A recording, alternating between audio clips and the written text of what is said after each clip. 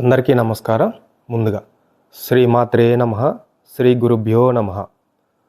గంగాధర్ వాస్తు జ్యోతిష్యాలయం యూట్యూబ్ ఛానల్కి స్వాగతం అండి. ఈరోజు మనం వాస్తులో చర్చించుకోబోయే టాపిక్ ఏంటంటే చరవాస్తు పురుషుడు. చరవాస్తు పురుషుడు అంటే ఎవరో ఈరోజు మనం తెలుసుకుందామండి.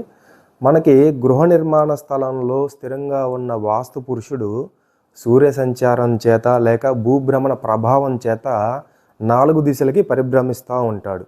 ఈ పరిభ్రమించే వాస్తు పురుషుని చరవాస్తు పురుషుడు అంటారనమాట.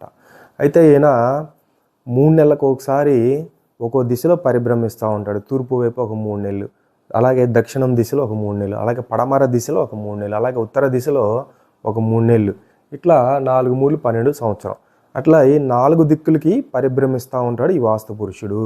అయితే ఆయన గురించి ఏం చెప్పారంటే త్రిషు మాసేషు నవస్యాదిషు వైక్రమాత్ యదిజుముఖో వాస్తు నరహ తన్ముఖం సదనం శుభం అని ఒక చిన్న శ్లోకం చెప్పారండి. దీని అర్థం కూడా ఇదే. ఈ వాస్తు పురుషుడు ప్రతి 3 నెలలకు ఒకసారి ఒక దిశకి పరిభ్రమిస్తూ ఉంటాడనమాట. అది తూర్పు దిశ, దక్షిణం, పడమర, ఉత్తర, ఇలా 4 దిశలకి పరిభ్రమిస్తూ ఉంటాడనమాట. ఈయన్నే మనం చరవాస్తు పురుషుడు అంటాము. అలాగే నెక్స్ట్ వీడియోలో ఈ చరవాస్తు పురుషుడు ఏ దిశలో పరిభ్రమిస్తుంటే ఏ సింహద్వారం ఉన్న ఇల్లు నిర్మించుకోవాలి.